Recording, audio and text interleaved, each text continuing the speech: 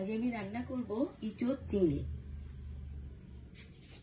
দেখুন ইঁচড়টা আমি একটু ভাবিয়ে নিয়েছি, জলটা দেখুন আটাগুলো সব বেরিয়ে গেছে। চিংড়ি মাছে নুন হলুদ মাখিয়ে আমি ভেজে নিচ্ছি। ভাজা হয়ে গেছে, এবার আমি নামিয়ে নিচ্ছি। আমার গরম হয়ে গেছে, আমি প্রথম রসুন দিলাম,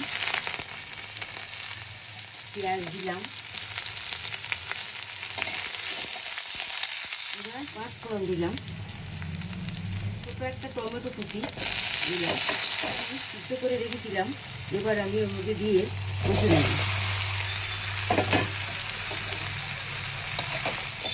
এবার আমি লবণটা দিয়ে দিলাম, এবার হলুদ গুঁড়ো দিলাম, আদা বাটা, এবার লঙ্কার গুঁড়ো,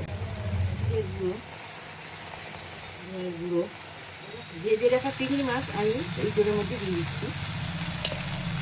একটু কষানো হয়ে গেছে, এবার আমি একটু জল দিয়ে দিচ্ছি।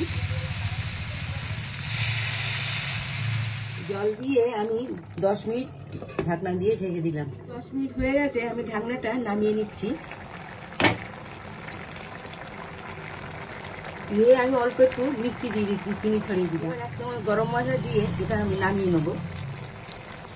আমার ইঁচড় চিংড়ি রান্না হয়ে গেছে। আপনাদের ভালো লাগলে শেয়ার করবেন, কমেন্ট করবেন।